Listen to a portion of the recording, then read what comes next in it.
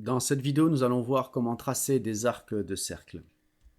Première des choses donc, on va chercher l'outil arc ici qui se trouve ici. On a trois manières différentes de tracer des arcs. Je vais prendre le premier, l'arc par son centre. Alors je sélectionne le plan de face pour dessiner sur celui-ci. Je retrouve ici mes trois options de tracé d'arc de cercle. Le premier étant arc par son centre. Je peux ici fixer, primo, ici le centre. Je décide de l'aligner avec l'origine. Je clique. Je viens de fixer le centre de l'arc de cercle. Je n'ai plus qu'à éloigner mon pointeur ici pour fixer le rayon.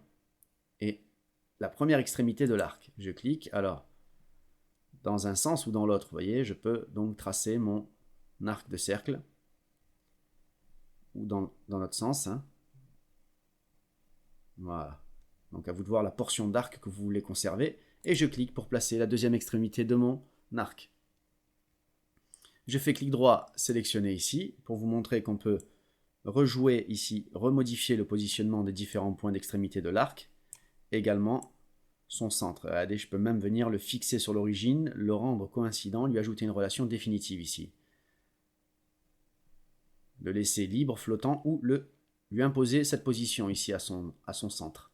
Ce qui fait que maintenant, je peux toujours jouer sur les extrémités, sur le rayon, mais je ne peux plus déplacer le centre car j'ai créé ce qu'on appelle une relation. On verra dans les futures vidéos comment travailler sur ces relations. Donc je supprime, en le sélectionnant tout simplement par clic gauche, supprime au clavier, et je vais voir maintenant la deuxième option d'arc ici, l'arc par 3 points. Alors comme son nom l'indique, il faut tracer 3 points.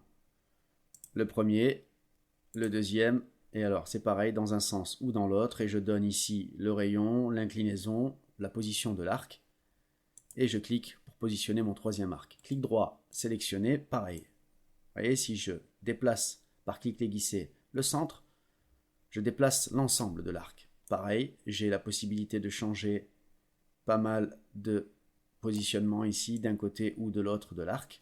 Et je peux également contraindre comme je l'ai fait précédemment. Et je peux rallonger mon arc, changer donc, modifier la longueur de l'arc par 3 points. Je le supprime également. Et je vois la dernière manière de tracer un arc, c'est un arc tangent, mais pour cela il faut d'abord commencer par tracer une ligne. Je vais tracer ici une ligne horizontale, échappe au clavier pour se débarrasser de l'outil ligne. Je peux maintenant sélectionner ici l'arc tangent. Alors tangent à une entité. Je viens pointer ici l'extrémité du segment et hop, vous voyez que je peux tracer un arc ici tangent d'un côté ou de l'autre. Alors ici je suis exclusivement côté droit. Si je reviens sur le point de départ ici, j'ai la possibilité de changer l'orientation de mon arc.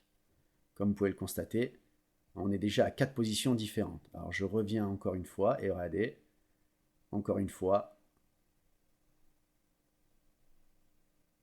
je reviens. Alors regardez l'inclinaison qu'on peut donner, on est vraiment en train de tracer un arc tangent dans un sens ou dans l'autre.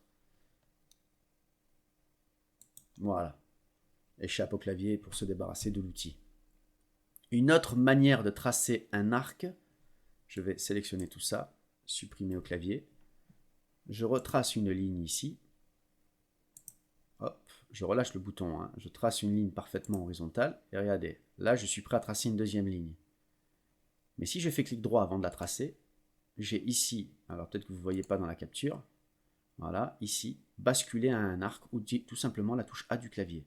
Si je bascule à un arc, je transforme mon outil ligne en un outil arc de cercle. Et je retombe dans la même configuration que l'arc tangent. Donc je peux revenir, retracer mon arc tangent.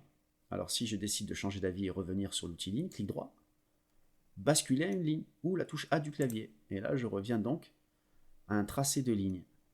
Alors si je clique là et je reviens ici sur le point, voilà, en revenant sur le point, je passe de l'outil ligne à l'outil arc tangent.